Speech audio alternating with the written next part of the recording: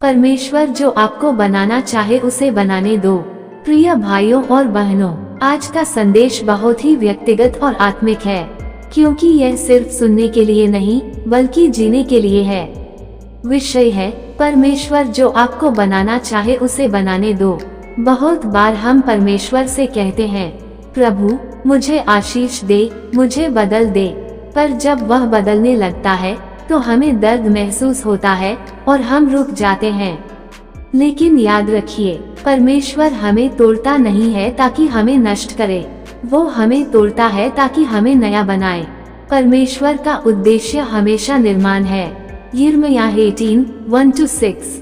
जैसे कुम्हार मिट्टी को अपने अनुसार गढ़ता है, वैसे ही तुम मेरे हाथ में हो।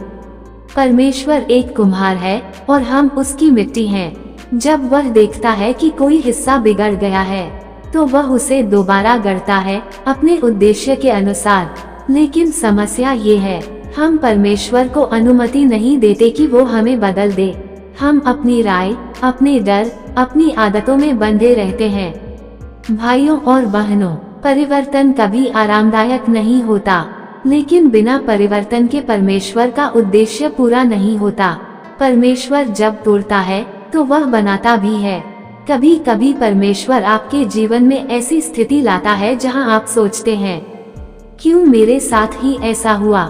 लेकिन वही दर्द, वही असफलता, वही टूटन आपके जीवन का निर्माण कर रही होती है। भजन संहिता 34:18। यहोवा टूटे मन वालों के समीप रहता है और खेदित आत्मा वालों का उद्धार करता है। एक सोने को शुद्ध करने के लिए आग में डाला जाता है। जितनी बार वह जलता है उतना ही अधिक चमकता है। वैसे ही जब परमेश्वर हमें परखता है, वह हमें पराजित नहीं करता बल्कि शुद्ध और योग्य बनाता है। अपनी इच्छा नहीं, उसकी इच्छा को स्वीकार करो। कई लोग कहते हैं, मैं ऐसा नहीं बनना चाहता था प्रभु, मैंने कुछ और चाहा था। लेकिन परमेश्वर जानता है कि आपके लिए क्या बेहतर है। रोमियो 9:20-21। क्या मिट्टी कुम्हार से कह सकती है, तूने मुझे ऐसा क्यों बनाया? परमेश्वर का हर निर्माण एक उद्देश्य के साथ है। हो सकता है आज आप प्रक्रिया में हैं, पर कल वही प्रक्रिया आपकी गवाही बनेगी।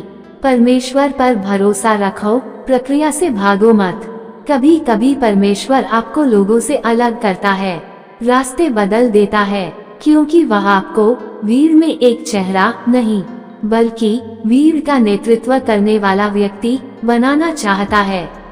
परमेश्वर आपके अंदर कुछ बड़ा गढ़ रहा है, लेकिन अगर आप बीच में ही रुक गए तो अधूरा पात्र कभी उपयोगी नहीं बनता। फिलिप्पियों 1:6। जिसने तुम में अच्छा कार्य आरंभ किया है, वह उसे पूरा भी करेगा।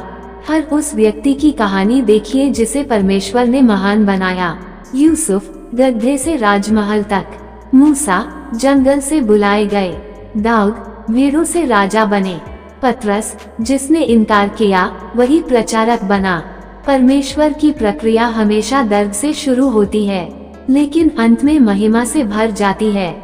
आज आप परमेश्वर से ये कहें, प्रभु जो तू मुझे बनाना चाहे, मैं तैयार हूँ। मुझे तोड़, गढ़ और अपने स्वरूप में बना। क्योंकि जब आप परमेश्वर के हाथों में खुद को सौंप देते हैं, तो आपका अतीत बाधा नहीं बनता, बल्कि आपका भविष्य गवाही बन जाता है।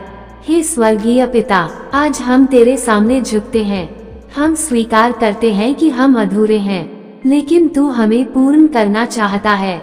जो तू हमें बनाना चाहे, प्रभु हमें वैसा बना। हमारी इच्छा नहीं, तेरी इच्छा पूरी हो।